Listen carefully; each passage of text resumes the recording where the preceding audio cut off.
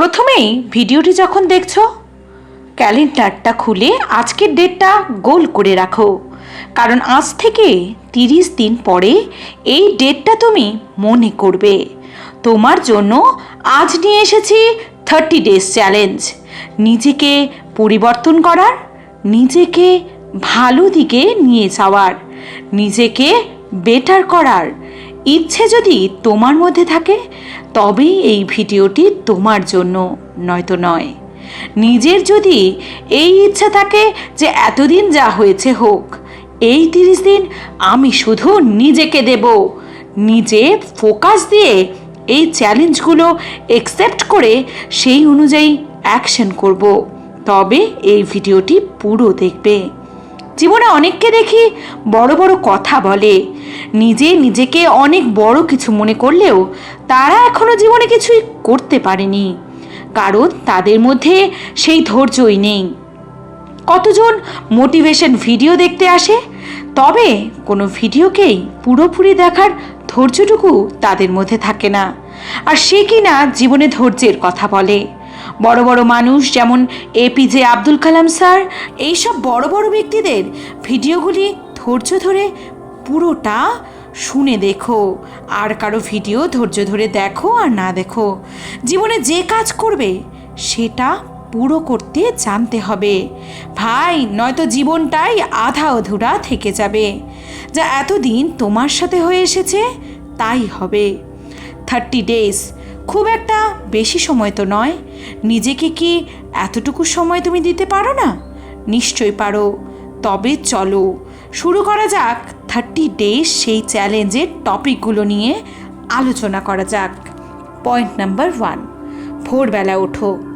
আগামী 30 দিন সূর্য ওঠার আগে তোমায় উঠতে হবে, অর্থাৎ সূর্য ওঠার আগে তোমাকে উঠে জাগতে হবে। জানি তোমার মতো 8টায় ওঠা লোকের কাছে এটা একটা বড় চ্যালেঞ্জ, কিন্তু তোমাকে এটা করতেই হবে। রোজ অ্যালার্ম দিয়ে শও ভোর 4:30 নাগাদ।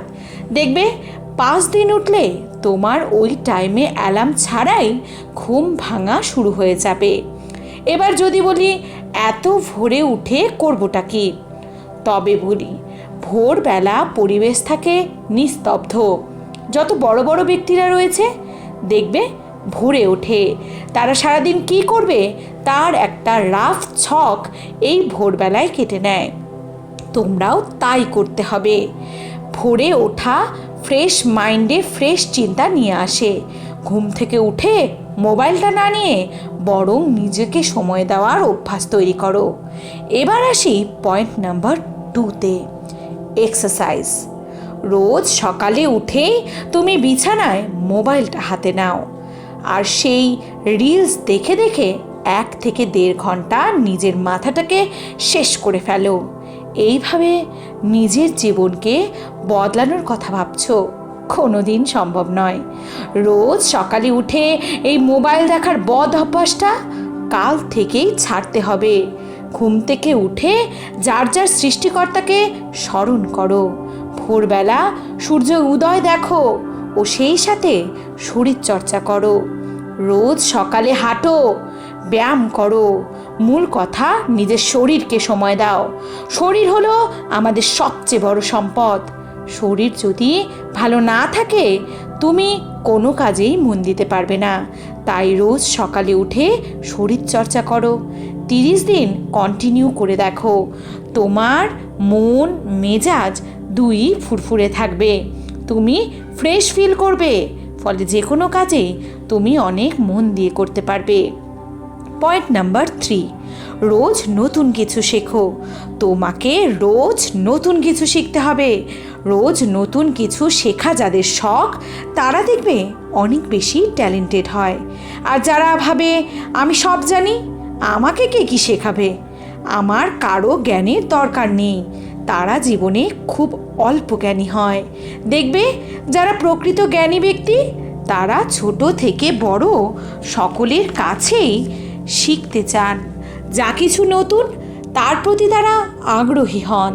তাই তোমাকেও তোমার জানার বাইরে যে কোনো জিনিসের প্রতি আগ্রহী থাকতে হবে। রোজ নতুন কিছু জানার ট্রাই করতে হবে।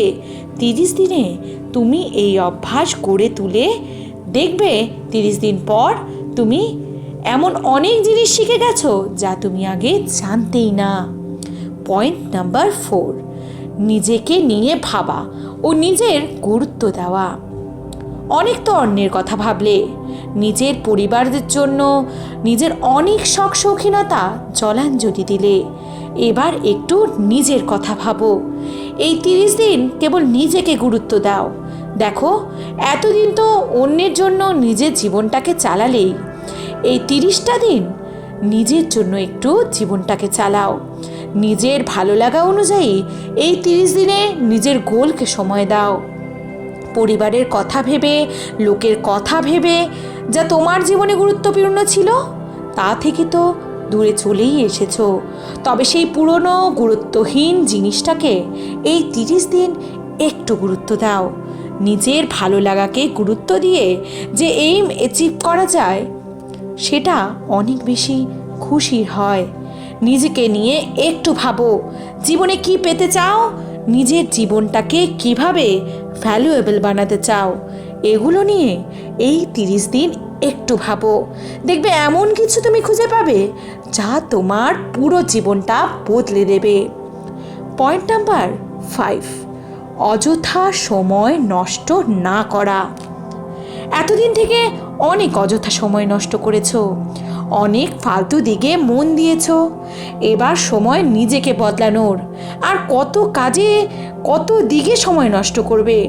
সকাল সন্ধ্যা বন্ধুদের সাথে আড্ডা দিচ্ছ, পার্টি করছো, মোবাইল দেখে সময় নষ্ট করছো। এভাবে কোনো দিন কারো ভালো হয়নি।